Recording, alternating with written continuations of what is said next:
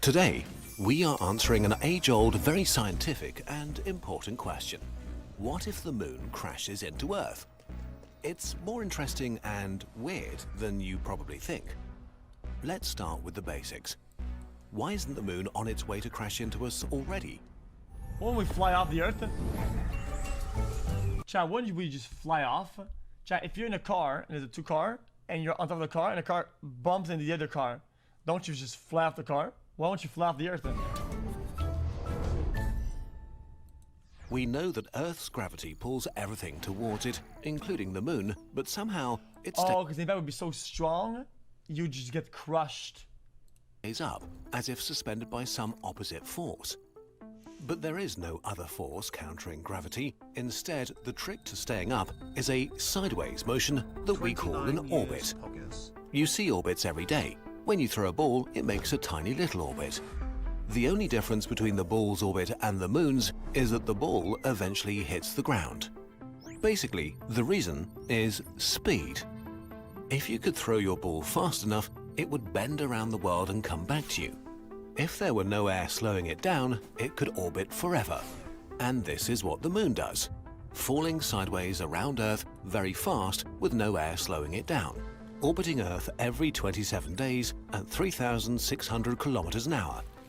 So, for the moon to just stop in its orbit and plummet to the Earth would break more laws of physics than we have time to explain.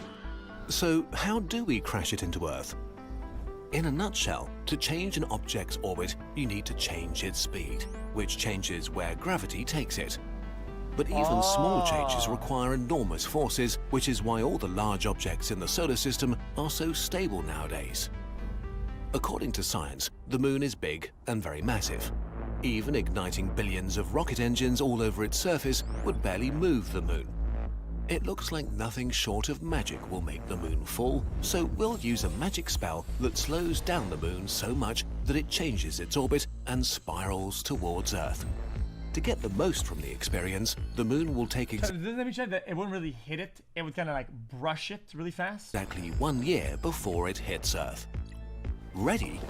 3, 2, 1. Magic. Month 1. For the first few days, nothing really changes. The moon gets a tiny bit brighter and scientists get confused, but the rest of us don't notice anything different. The only noticeable real effect of the moon on the Earth are the tides. Tides exist because while Earth pulls on the moon's gravity pulls back on the Earth. Since the strength of gravity gets weaker with distance, different parts of the Earth feel a slightly different pull, which causes the Earth, especially the oceans, to bulge when the moon is above them and contract a little on the sides when it's not. As Earth rotates every day underneath the moon's influence I feel like I always learn about the tides and I always forget how tides work right after. fluctuates, causing the water level of the oceans to rise and fall by about half a meter twice a day. But with the moon drawing ever closer, high tide gets higher every day. At first barely noticeable, within a month the moon has covered half the distance to the Earth and ocean tides have grown to 4 meters. Every day high tide comes and waves flood coastal cities. And there's no end in sight. 4 With the moon meters. drawing ever closer, tides rise ever higher, inundating another city and more inhabited land with salty water every day. Month 2. Interesting. By the end of month 2, the moon has covered 2/3 of the distance to Earth and global infrastructure is crumbling as tides rise above 10 meters, displacing up to 1 billion people who happen to live near the coastlines. As ports become inoperable, shipping grinds to a halt. Not only will it slow down the delivery of Kurzgesagt products, but also less exciting things like food. Global communications fall exciting into it. disarray. 95% of the internet is carried by ocean-crossing cables, and while these largely don't mind the water, their terminals on land do. Living inland doesn't guarantee safety either. Tidal bores cause rivers to flow backwards, carrying salt water to contaminate surface and groundwater supplies. Gas shortages follow as oil refineries near the coast are abandoned. Countries are left with the supplies they had on their shelves, and strict rationing will begin. This isn't too bad so In far. the cities, chaos reigns during the scavenging hours of low tide, while survivors take refuge in high-rises when the water returns. Month 3. What? I'm not 3 paying months for in, shit and the if you moon is don't close like it. enough Get a to job at disrupt McDonald's. communication You and gotcha? navigation satellites. While it's not Guys, it's by comparison, motherfucker. Okay, the video is about the moon crowding the Earth, and they're saying something about food. Okay, guys, by comparison, it's not that far big of too a deal. distant for its gravity to cause any major problems for our satellites, the closer it gets, the more warped their orbits become. As their fuel for orbital corrections runs out, satellites careen out of control. Months 4 and 5. On Earth, the tides are rapidly growing to about 30 meters and will be reaching 100 meters in height in a few short weeks. At low tide, the ocean receives 100 meters. The tides are rapidly growing to about 30 meters and will be reaching 100 meters in height in a few short weeks. At low tide, the ocean recedes hundreds of kilometers, exposing the continental shelf like vast deserts, while at high tide, walls of water drown agriculture, houses, and skyscrapers. And now, almost 5 months in, the apocalypse has finished its warm-up act. Since the oceans are on average only 3 kilometers deep, the tides have reached their maximum. Up until now, the water in the oceans could flow, absorbing most of the moon's gravitational squeezing, but now the Earth itself is really feeling the squeeze of the ever-approaching moon. These aren't so much tides of water, but tides of rock. The squeezing of the planet, combined with the weight of quintillions of tons of water sloshing on and off the tectonic plates, creates enormous stresses below and begins to cause earthquakes of increasing magnitude and intensity. It's impossible to say how serious these earthquakes might be or where they occur, but like a child jumping on their bed until it breaks, no good can come of it. Strong tidal forces lead to volcanism on other planets. Could it shake so much like it like breaks your legs just because it's shaking? And moons. On Earth, squeezing the planet disrupts the magma reservoirs inside the crust, triggering sizable climate-altering eruptions in Chile, New Zealand, Yellowstone, and elsewhere. Meanwhile, watching patiently above is the moon. Still no bigger in the sky than a small cloud. Within 75,000 kilometers of Earth, it is bright enough to illuminate the night sky like twilight. Months 6 and 7. 28 months high. After half a year, the moon is entering the space once occupied by geosynchronous satellites, where it orbits Earth every 24 hours. It appears to float at one spot in the sky, unmoving, cycling through a full set of phases every day, but only visible to half the planet. With the moon stationary above the Earth, the tides seem to freeze in place. Half the world flooded, half with its water seemingly returned to the sea, as if Earth is holding its breath to prepare for the worst. As the moon sinks further, you might wonder if its gravity would overpower Earth's, pulling you up and ending your misery. Fortunately not.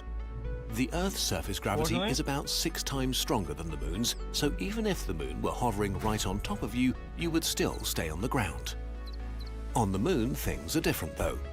The near side of the moon is more strongly affected by Earth's gravity, so during the next few months, it starts to stretch forward towards the Earth into something of an egg, triggering deep moonquakes as the lunar rock flexes and changes shape. Though barely noticeable now, this squish will grow to hundreds of kilometers in a matter of months. Months 8 to 11. At this point, the apocalypse has arrived, and we can... Chat, I have a question, chat. Maybe it's a dumb question, chat. Doesn't your blood also operate with the gravity and whatnot? Wouldn't it pull on your blood inside of your body? Summarize the months before the crash as everybody left has a really bad time. The tides sweeping over the Earth slow down and then reverse their direction because the moon now orbits Earth faster than it rotates. The planet will experience an abundance of earthquakes and volcanism. Massive amounts of volcanic aerosols rise high into the stratosphere, shiny enough to reflect sunlight back into space. What little... It would actually help. Yeah, it would actually help. Since it's stronger, right? It's pulling the blood less. Right? Bing bong. Light gets through is rust red and is periodically diminished by daily eclipses. The result is a rapid global cooling with acid rains and summer snows killing even the hardiest plants. The clock runs out on civilization. Billions have perished while an X-shaped moon is still drawing closer. Let's get ready for the grand finale. Boom. Month 12. Finally, at the end of the year, the moon has reached the Roche limit. That's the point where Earth's gravitational pull on the moon is stronger than the moon's own gravity. Things on the lunar surface start falling towards Earth, and by the time it crosses 10,000 kilometers, the entire moon disintegrates into rubble, smearing itself into a massive ring system around the Earth. Fortunately, the moon's disintegration means the misery on Earth has ended. No moon means the general apocalyptic nature of things comes to a halt. The oceans recede, flowing off the land one last time. Any survivors are treated to a view of tremendous arches spanning the sky, glimmering in the sunlight, illuminating the night sky more brilliantly than any full moon ever could, while meteor showers of moon dust fill the sky. It's hard to say what happens next, but the tranquility may be short-lived. If too much moon dust rains down, friction heats the atmosphere, possibly boiling the oceans. If not, the enormous shadows cast by the rings, combined with all the volcanic and meteoric aerosols, block even more sunlight, and a period of runaway cooling could begin that freezes much of Earth's surface solid. I expected much worse. Wait. In any case, at some point, Guys, is it because it's pulling, it's going so fast that it cracks and breaks? The moon breaks? Why isn't it hitting it? people will emerge again, from submarines or bunkers or mountaintops. They will not have a great time before rebuilding civilization, and their success is not guaranteed, but at least they'll be trying to do so with beautiful rings in the sky. I get it.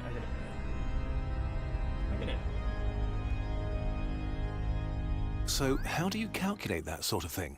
Well, you just need a bit of insanity and some maths. If you need to brush up on the latter, our friends from Brilliant are the perfect coaches to turn your curiosity into practical skills.